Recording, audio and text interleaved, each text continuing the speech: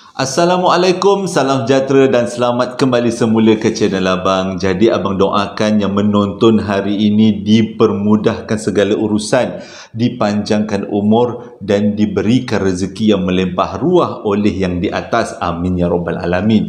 Jadi sebelum Abang sampaikan, hari ini Abang nak sampaikan 3 cerita dan tiga-tiga cerita ni memang luar biasa bestnya. Tapi sebelum tu Abang nak sampaikan sesuatu. Abang ni bila berkaitan dengan bisnes anak muda, umur 20-an, umur 30-an dah terlibat dengan bisnes yang bagus. Abang rasa macam sebagai orang tua, abang bertanggungjawab untuk mempromosikan. Sebab ialah kita ni pun dah, abang pun dah umur 40-an. Jadi nak tengok anak muda ni bangkit tahu dengan bisnes-bisnes yang bagus. Jadi waktu PKP hari tu, abang ada gunakan satu perkhidmatan, minta dia belikan barang-barang dapur, ya kicap, ya cuka, lepas tu bihun. Waktu tu kan kita tak boleh keluar kan, jadi kita nak keluar pun terbatas. Abang ni jenis yang malas nak keluar, nak beli makanan kat luar, tak ada kedai yang buka. Tapi ada perkhidmatan memang famous kat Melaka.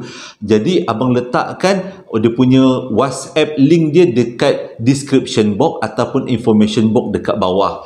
Ada tekan more, more tu akan ada drag ke bawah. Kat situ abang letak linknya. Jadi dekat situ kita boleh, bukan kita lah, abang lah pada waktu tu, abang tekan WhatsApp tu, abang order dekat dia apa-apa yang abang nak beli dekat pasar raya. Terutama barang-barang yang berkaitan dengan dapur, kicap, bihun. Abang pernah beli kicap, bihun, waktu tu nak buat bihun, teringin sangat nak belajar bihun dengan Khairul Aming. Rasa abang gunakan resepi Khairul Aming. Jadi abang gunakan perkhidmatan ni untuk beli barang. Jadi abang tak keluar rumah pada waktu tu. Sebab setiap kali nak keluar rumah waktu PKP kan susah. Nak merentas daerah lagi, dah lah pasar raya abang merentas daerah. Jadi siapa-siapa yang berminat tak nak pergi pasar raya untuk beli barang, boleh gunakan perkhidmatan yang sama macam abang menggunakan hari itu. Diusahakan oleh seorang anak muda terkenal seluruh Melaka. Kat Melaka ada, Bangi ada, Putrajaya dengan Cyberjaya ada. Yang abang tahu kat Melaka lah. Abang terjumpa pula dia punya owner, dia yang budak yang buat bisnes ni dekat gym. Rupanya kita orang ada minat yang sama, iaitu angkat berat. Tapi abang waktu tu tak angkat berat, jogging manja. Jadi siapa-siapa yang berminat nak gunakan perkhidmatan ini, iaitu minta dia belikan barang-barang dapur, boleh tekan link yang abang sediakan dekat description box. Okey, jom kita teruskan dengan cerita yang pertama. Cerita yang pertama berlaku pada tahun 2008. Disampaikan oleh seorang budak lelaki. Tapi abang gunakan nama lain, iaitu Syariat. Nama yang dicadangkan oleh penonton. Cerita dia macam ni. Syariat kata pada tahun 2008 tu, waktu tu dia masih lagi tingkatan 1. Dia memang daripada kecil, daripada sekolah rendah, darjah 1, darjah 2 sampai ke darjah 6, memang berminat sangat-sangat nak belajar ilmu-ilmu agama. Kalau dia dengar ceramah agama dekat TV, dibesarkan volume suara. Memang dia berminat ke arah-arah agama. Baguslah macam tu, boleh jadi ilmuwan-ilmuwan agama pada masa akan datang. Tapi pada tahun 2018 dia dapat peluang lanjutkan pelajaran di tingkatan 1 di sebuah sekolah agama. Okey. Dan bila dia masuk sekolah tu, pada waktu tu pengambilan sekolah tu terlalulah ramai. Jadi pihak sekolah buka satu lagi bangunan. Sebenarnya bukanlah bangunan baru, bangunan lama. Cumanya pihak sekolah bersihkan bangunan lama tu dan dijadikan asrama. Ditempatkanlah budak-budak tingkatan 1 yang baru-baru masuk ni dekat situ. Dan bermulalah kisah Syariat, salah, syafaat orang lain. Kisah Syariat, macam mana dia mengalami peristiwa yang pelik-pelik. Jadi dia kata waktu tu dia pun ikut samalah bersih-bersihkan asrama sekolah, walaupun dia waktu tu masih lagi tingkatan 1. Selepas operasi bersih-bersihkan tu, ada bacaan doa, ada proses pagar rumah untuk mengelakkan daripada perkara buruk. Orang Islam selalunya pagarkan rumah dengan ayat-ayat suci Al-Quran. Kadang-kadang ada orang guna garam dan juga air yang dah ditawar-tawarkan. Ladi hitam pun pernah juga abang dengar. Jadi Asrama tu dah dibersihkan, dah dipagarkan, dah dibacakan ayat-ayat suci Al-Quran secara ramai-ramai, dengan insya-Allah lah tak ada jadi apa-apa dekat asrama tu. Tapi sejak malam pertama syariat tidur dekat asrama tu, dia selalu kena dengki, dan cara dia kena sakat dengan makhluk alam sebelah ni memang ekstrim sangat. Mula-mula dimulakan dengan tindih menindih. Setiap kali, tiap-tiap malam tiap-tiap malam dia kena tindih. Dan cara dia tindih, benda tu tindih tu macam-macam bentuk. Ada sekali tu dia nampak ada orang berdiri dekat hujung katil dia. Tiba-tiba orang tu merangkak atas katil syariat, tindih dia. Dah dia tak boleh bernafas. Puas dah selawat Nabi, Allahumma salli ala sayyidina Muhammad, la ilaha illallah, Allahu akbar, subhanallah, semualah dia baca. Akhirnya dia terlepas. Besoknya macam tu juga. Lusa pun macam tu juga. Kadang-kadang dia kata tengah-tengah dia tidur, tiba-tiba daripada siling benda tu jatuh ke arah dia. Dah mengempap dia. Bila jatuh ke arah dia dah tak nampak lah, dia kata benda tu hilang. Tapi dia punya beban tu boleh rasa dekat dada. Punyalah berat benda Allah tu, sampaikan dia jadi takut nak tidur dalam gelap. Dia pernah beritahu pada kawan-kawan dia, tapi kawan-kawan budak tingkatan 1 apalah sangat, paling tinggi pun dia suruh baca doa makan. Bukan nak kutuk budak tingkatan 1, bukan. Abang dulu pun macam tu je. Waktu-waktu tingkatan 1 mana kita baca doa-doa panjang-panjang kan. Paling tinggi baca doa makan.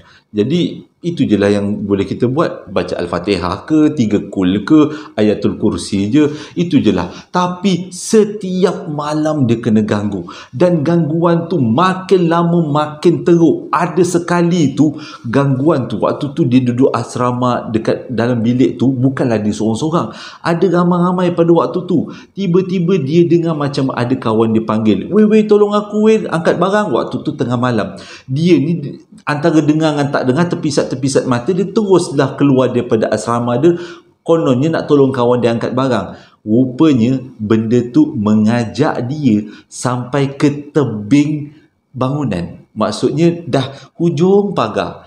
Dan benda tu cakap, panjatlah weh, panjatlah, tolong aku angkat barang ni. Dan dia hampir nak panjat. Dia kata syariat, kalau dia panjat, jatuh almarhum. Sebab asrama tu bukan ada kat tingkat 1, tapi ada kat tingkat 3. Itu pernah jadi. Pernah sekali juga dia kena kejar dengan benda Allah tu. Waktu tu dia kata dia pergi tandas malam-malam. Pergi tandas malam-malam dekat blok level yang sama. Lepas tu balik daripada tandas, dia nampak benda tu terkepak-kepak besar. Kejar dia, sampaikan dia berlari. Dia lupa dia ada dekat tingkat 3. Mujur dia tak terjun ke bawah. Dalam otak dia nak terjun tau, nak selamatkan diri. Bukan nak bunuh diri, nak selamatkan diri. Tapi bila dah sampai kat tebing bangunan, baru dia ingat, ni tingkat 3. Kalau terjun memang bukan patah kaki, patah tangan, patah nyawa. Sip baik dia tak jemput lah. Sip baik dia tak terjun, dia kata. Itu antara gangguan-gangguan yang dia kena teruk. Sampai daripada tingkatan 1 sampailah ke tingkatan 3. Tiap-tiap malam mesti ada gangguan, sama ada gangguan ringan ataupun gangguan berat. Pernah sekali dia kata tengah dia tidur, tiba-tiba badan dia tak boleh gerak. Rupanya ada tangan hitam berbulu peluk badan dia. Sampaikan dia tak boleh gerak. Akhirnya dia baca ayat kursi, dia baca selawat Nabi lah. Dia kata dia suka selawat Nabi. Allahumma salli ala sayyidina Muhammad banyak kali. Akhirnya terlepas. Diceritakanlah ni pada mak dia, pada ayah dia. Mak dia macam percaya-percaya juga. Ayah dia gelak. Ayah dia gelak aja. Sebab ayah dia kata, ini semua mainan tidur, dia kata. Jadi, dia pernahlah cerita dengan ustaz dia. Tapi kebanyakan ustaz anggap budak tingkatan 1 bila cerita mungkin kurang nak dipercayai lah. Abang pernah merasai dia menjadi tingkatan 1, jadi abang tahulah kat perasaannya. Kita dah cakap betul ni, tapi orang tak nak percaya. Mungkin kita masih budak-budak lagi waktu tu. Mungkin kalau kita berlakon sambil bercerita dengan ustaz tu, ustaz tahu tak saya jumpa benda tu yang macam tu, agaknya ustaz lebih percaya kot. Tapi itu yang terjadi pada syariat. Tak ada orang percaya kat dia, dan dia pendam sendiri. Sampaikan dia kata dia punya tekanan perasaan tu, asyik setiap malam dia dengki tu, sampaikan dia rasa dia nak lari daripada sekolah. Ada ketikanya dia rasa macam dia nak terjun je lah, tak nak lah. cerita-cerita kat orang ni, terjun je lah, mati terus lah, tak payah ada yang dengki-dengki lagi, nak sangat kan, kata, terjun lah. Pernah juga dia terfikir macam tu, tapi semuanya berubah. Ni dia punya penutup, tapi penutup dia lain macam. Tapi semuanya berubah pada satu hari. Dia berjumpa dengan ustaz tu. Dia berjumpa dengan ustaz tu, dan ada seorang ustaz tu, ustaz yang baru masuk sekolah. Ustaz tu macam dah tua sikit dan agak alim-alim jugalah. Lepas tu dia cerita dengan ustaz tu masalah dia. Pada waktu tu dia tingkatan 3. Ustaz tu pun dengar, lepas tu ustaz tu bacalah ruqyah. Rupanya yang ikut dia selama ini bukanlah daripada bangunan sekolah ataupun penunggu bangunan sekolah, bukan, tapi saka bapa dia. Rupanya saka tu nak cari pengganti, dan pada masa yang sama bapa dia tengah sakit tenat, tengah nak hujung-hujung nyawa. Memang selalu kita dengar kalau benda tu kalau tuan kepada saka dah hujung-hujung nyawa, saka akan cari tempat untuk mengganti. Jadi sebenarnya syariat adalah calon yang paling sesuai dikatakan menggantikan tempat bapa dia. Yang arahkan tu mungkin bapa dia. Dia pun tak tahu. Tapi semuanya settle selepas bapa dia meninggal. Katanya, mengikut kata syariat, email yang abang dapat, ada orang yang sanggup untuk ambil saka bapa dia. Siapa orang ni? Syariat tak tahu. Tapi sejak daripada bapa dia meninggal, dia dah tak kena lagi apa-apa gangguan. Alhamdulillah. Sampailah sekarang, sampailah dia umur 20-an, lebih kurang lah macam tu. Jadi kat mana lokasi cerita ni terpaksa abang tutup, sebabnya untuk menjaga sensitiviti keluarga. Kalau cerita pertama dia tak nyatakan, abang tak nyatakan kat mana lokasinya, tapi cerita kedua lain pula, dia tak nyatakan tahun berapa benda ni berlaku. Cumanya lokasi untuk cerita kedua ni dekat Johor Bahru. Diceritakan kepada abang oleh seorang budak lelaki, kalau tak silap abang namanya Fik. Mungkin Afiq, mungkin Syafiq. Tapi abang gunakan kata nama lain, ganti nama lain, abang letak nama Muiz, nama yang dicadangkan. Cerita dia macam ni. Cerita ni menarik, berkenaan dengan besi kuning. Dia kata, Muiz kata pada waktu tu dia umur 22-23 lah. Abang rasa macam ceritanya macam 10 tahun lepas. Kalau tengok daripada lenggok-lenggok cerita tu macam 10 tahun lepas. Dia kata waktu tu dia umur 22-23, tapi dia ada kegemaran yang macam orang tua, iaitu kumpul batu-batu permata. Orang-orang, sesetengah orang Malaysia ni, dia suka kumpul batu-batu akik lah, batu jet lah, batu-batu yang buat cantik-cantik. Kadang-kadang dibuat cincin, kadang-kadang dia buat loket, kadang-kadang memang saja disimpan sebab batu tu memang bentuknya menarik macam tiger eye. Tu antara satu batu yang menjadi idaman banyak pengumpul-pengumpul batu. Macam tu juga Muiz. Dia ni memang suka kumpul batu, dan disebabkan dia punya hobi dia tu lain macam, beza dengan anak-anak remaja muda waktu tu. Jadi dia berkenalan dengan seorang pakcik lah. Abang letak nama dia Pakcik Ahmad lah. Senang nak ingat. Cik Mat.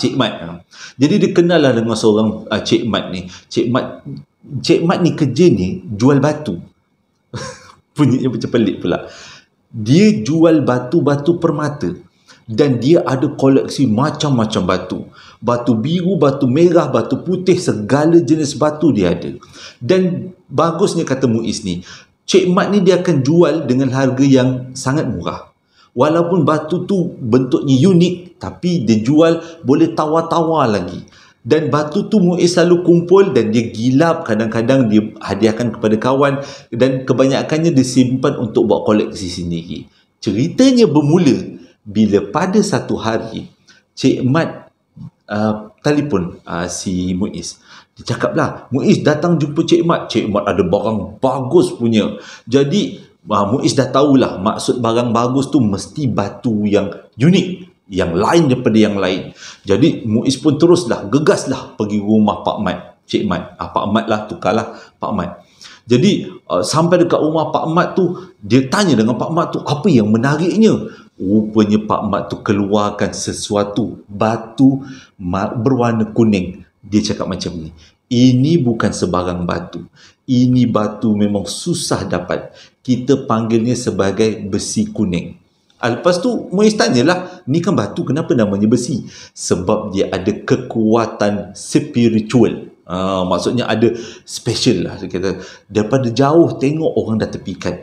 Jadi dia punya kekuatan tu, ketarikan dia tu seolah-olah seperti besi yang berwarna keemasan. Besi kuning. Jadi bila tengok, dia belik Muiz, belik punya belik batu tu memang lain macam batu ni.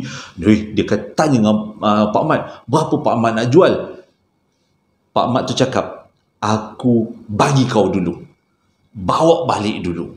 Dah sampai kat rumah nanti, engkau letak harga. Engkau merasai dia punya kuasa, dia punya keunikan tu, lepas tu kau letak harga. Kalau harganya berpatutan, itulah harga yang Cik Mat ambil, yang Pak Mat ambil. Bertukar-tukar nama abang. Yang Pak Mat ambil. Jadi bila dengar macam tu, Muiz pun bungkus batu tu teruslah bawa balik rumah dia. Tapi tak pula dia beritahu pada abang batu tu besar mana. Ya besar ini ke tak tahulah. Tapi dia kata batu tu dipanggil besi kuning dan memang sangat cantik. Jadi bila dia bawa balik rumah, dia obses dengan batu tu. Sikit-sikit tengok batu, sikit-sikit tengok batu. Dia tengok batu tu, bersinar-sinar lah, dia punya cantik lain-lain macam. Jadi dia kata disebabkan keobsesan dia tu yang terlalu melampau sangat, dia jadi susah tidur. Dia akan teringat, dia kata satu, dia teringat batu tu. Yang kedua, dia akan terjaga setiap malam. Malam selepas 10 minit tidur terjaga. Lepas 10 minit lagi tidur terjaga. Benda tu berlarutan selama sebulan lamanya. Jadi bila dah sebulan tu dia asyik terjaga tidur, dia mata dia akan bengkak lah, muka dia akan sembab lah. Jadi mak dia tanyalah, mak si Muiz ni tanya, kenapa kau ni pelik sangat muka, macam tak cukup tidur. Jadi Muiz cakap memang betul dia tak cukup tidur sebab setiap malam dia terjaga. Lepas tu mak dia tanya, kenapa pula terjaga tiap malam? Muiz ceritalah daripada mula sampai habis, sejak dia dapat batu yang dipanggil besi kuning tu daripada Pak Mat tu, sejak tu memang dia susah sangat nak tidur. Dia rasa macam ada orang perhatikan dia. Dalam tidur dia perasan macam ada perhatikan dia, dan dia akan teringat batu tu. Jadi mak dia cakap, ini tak normal. Engkau ni kena pergi berubat ni. Jadi mak dia kata, mak kenal dengan seorang ahli perubatan yang bagus gila. Ramai kawan-kawan mak memang dah pergi berubat dekat dia. Semuanya baik. Macam-macam penyakit, terutama penyakit-penyakit alam sebelah ni. Jadi bila dengar macam tu, Muiz pun kata, okeylah, bolehlah ikut mak dia pergi berubat tu. Jadi Muiz pun ikutlah mak dia pergi berubat. Sampailah dekat rumah bomoh tu. Bila menghadap bomoh tu, Muiz pun ceritalah masalah dia. Mak dia pun tambah garam. Ceritalah anak dia tak boleh tidur. Muiz pun ceritalah sejak dia dapat batu kuning, besi kuning tu, memang dia susah nak tidur. Lepas tu dia akan teringat benda yang bukan-bukan. Lepas tu dia teringat batu tu. Jadi tok bomoh tu dengar, dia ngangguk-ngangguk lah dengar, okey. Lepas tu tiba-tiba tok bomoh tu bagi solution yang luar biasa. Tiba-tiba tok bomoh tu pergi dapur. Lepas tu tok bomoh tu bawa satu kotak yang kotak lah, nanti abang ceritakan. Jadi dia letak kotak tu depan Muiz. Dia cakap macam ni, engkau kena minum ini ubat mujarab. Jadi Muiz pun tengok-tengoklah kotak tu. Rupanya tok bomoh tu jual kopi. Kau acak juga. Tok bomoh tu jual kopi. Dia kata kopi ni bagus untuk kesihatan, kau minumlah kopi ni. Jadi engkau tak boleh tidur kan. Yang ini kopinya bagus untuk engkau ni, dia kata. Jadi kalau kau minum sekali tidur. Jadi bila dah sudah tu, mak Muiz pun tanyalah, ini ke dia punya penyelesaiannya? Inilah penyelesaiannya, minum kopi yang saya jual. Kopi ni bukan sebarang kopi ni dah ditawar-tawarkan. Sedih Muiz dengar, kecewa. Sedihnya, dia kata. Tapi pengeras kena bayar, kopi kena beli. Dah bayar kopi, dah kopi tu pun bawa balik. Tak boleh nak buat apa lah kan. Jadi bawa balik tu, mak dia macam kecewa lah juga. Dia selalu dengar bomoh ni memang selalu ubatkan orang. Rupanya cara perubatan dia dengan suruh orang beli kopi yang dia jual. Jadi berlarutan lah sakit Muiz tu. Dia susah nak tidur. Jadi masalah Muiz ni makin lama makin teruk, sampaikan akak kepada Muiz ni minta tolong kawan dia. Katanya kawan dia ni seorang ahli perubatan yang sangat terkenal dekat Johor Bahru. Jadi Muiz, kakak dia dengan mak dia pun pergilah jumpa dengan ustazah tu. Ustazah, aku lupa nak cakap ni ustazah. Jadi ustazah tu pun ajarlah beberapa ayat yang Muiz boleh baca, selawat-selawat. Tapi benda tu walaupun dah kurang, tapi tetap ada. Tapi bila selawat tu tak diamalkan, selawat apa pun abang tak tahu, selawat tu tak diamalkan aja, benda tu akan datang balik. Dia tetap juga susah tidur, dia tetap juga rasa gelisah, dia rasa macam ada orang perhatikan dia. Tapi keadaan dia dah bertambah teruk sampaikan mak dia terpaksa tanya dengan orang. Akhirnya dia jumpa dengan bomoh yang bukan bomoh lah, imam yang bagus dalam perubatan ruqyah ni. Jadi bila bawa jumpa dengan imam tu, imam minta si Muiz dimandikan dengan air daun kelor. Kelor, kelor. Itu macam kacang kelo tu Abang pun tak pastilah kan daun apa pun abang tak pasti. Dia kata daun kelor. Kelor ke kelor. Jadi daun tu mestilah dicampurkan dengan air-air yang telah ditawar-tawarkan, dibawa mandi dengan Muiz. Jadi Muiz tanya kenapa nak kena mandi dengan air daun kelor ni. Imam tu bagi tahu mandi adalah cara terbaik untuk memutuskan hubungan manusia dengan makhluk alam sebelah. Sebabnya itu adalah salah satu bentuk perubatan Islam. Jadi Ustaz Imam tu beritahu juga, selepas mandi malam nanti Muiz akan bertemu dengan orang yang mendampingi dia selama ini sebagai ucapan selamat tinggal. Jadi bila dengar macam tu, Muiz kata takut juga sebab dia tak pernah jumpa. Dia cuma tak boleh tidur je, tak pernah nampak pun benda apa-apa yang pelik-pelik. Jadi dia kata, okey, balik tu dia mandilah. Mak dia pun siapkan air daun kelor tu, mandi, lepas mandi dia tidur. Malam tu betul-betul bukan mimpi. Kata Muiz ni bukan mimpi, betul-betul datang seorang perempuan yang cantik tapi serabai. Cantik keadaannya, mukanya cantik tapi rambutnya kusut masai, mungkin kurang shampoo ke apa ke. Lepas tu bajunya lusuh, mungkin kat sana tak ada washing machine ke. Lebih kurang macam tu lah, buat lawak lah sikit.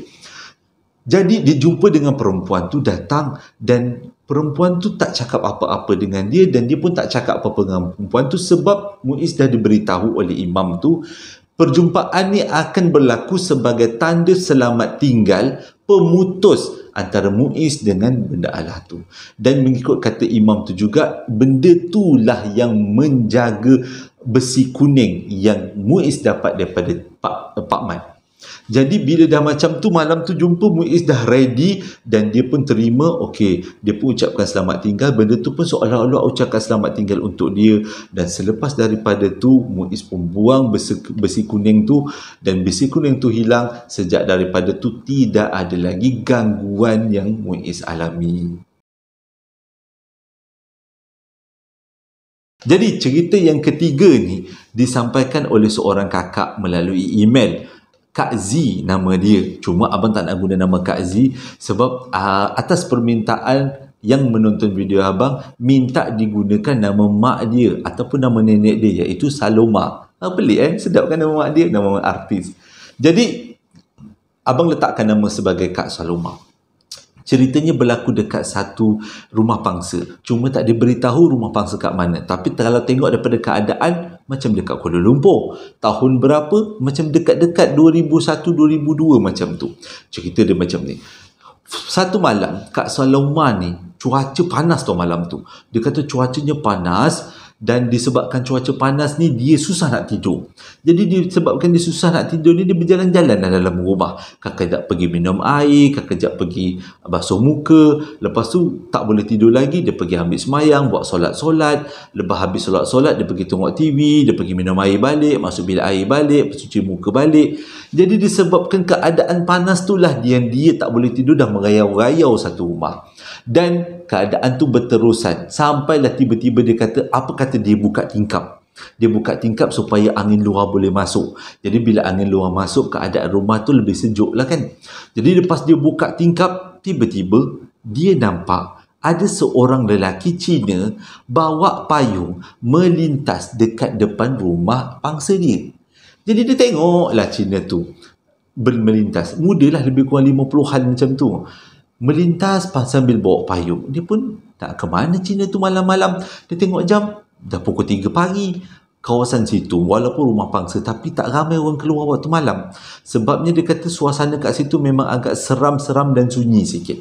Jadi dia tengoklah Cina tu berjalan. Tiba-tiba Cina tu berhenti. Lepas tu Cina tu toleh ke arah dia. Punyalah terkejut sebab Cina tu tak ada muka. Ada rambut, ada telinga, ada dagu, mukanya tak ada, mukanya kosong. Sah dia kata, ini bukannya manusia ni makhluk alam sebelah ni. Cepat-cepat Kak Saloma tu tutup tingkap. Lepas tutup tingkap, dia pun tergajah ke atas katil. Dia pun nak selimut lah. Waktu dia nak selimut tu, dia punya leher tiba-tiba tercekik. Dia macam, kenapa ni? Rasanya seolah-olah ada tali yang mengikat leher dia. Sampaikan dia terbatuk-batuk dan dia cuba tarik leher dia.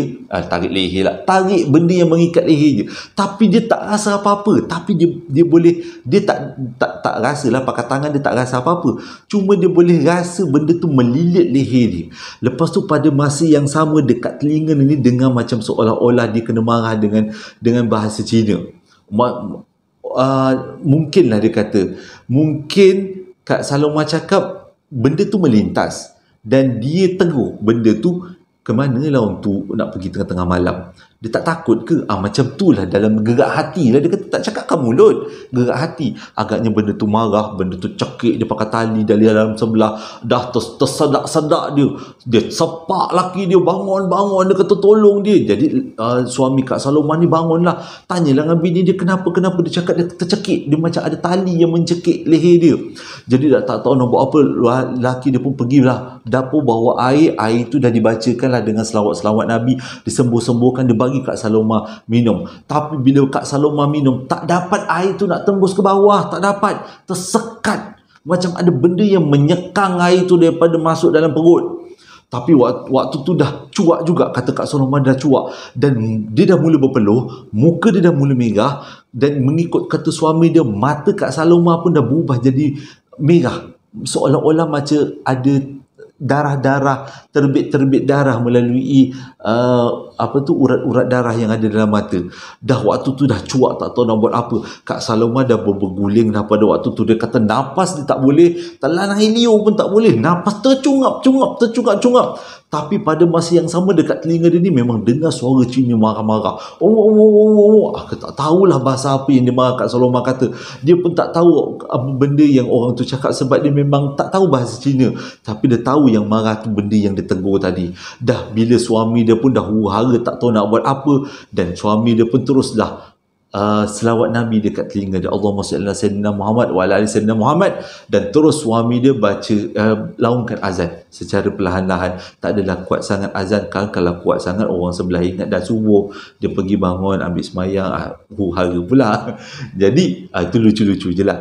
Jadi suami dia sambung azan. Lepas azan barulah ikatan dekat leher tu meregang dan akhirnya lega. Terbatuk-batuk Kak Saloma. Waktu tu barulah dia cerita dengan suami dia apa sebenarnya yang berlaku. Suami dia cakap apa? Lain kali kalau dah tengah malam jangan dibuka-buka tingkap. Sebabnya kita ni bertindih alam dengan orang alam sebelah.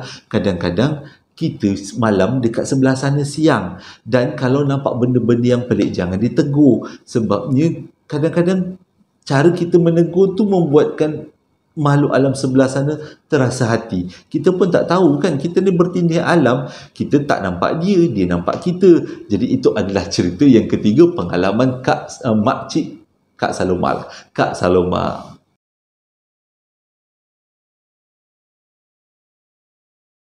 Terima kasih dah menonton video abang daripada mula sampai habis. Abang harap cerita kali ini menjadi iktibar yang baik untuk kita semua. Terima kasih sangat-sangat sebab selalu dengarkan cerita-cerita daripada abang dan selalu sangat rajin komen bagi semangat ke abang untuk terus bercerita. Dan abang satu penghargaan yang besar sangat-sangat buat abang. Terima kasih sekali lagi. Hingga berjumpa lagi dalam posting abang yang akan datang. Assalamualaikum warahmatullahi wabarakatuh.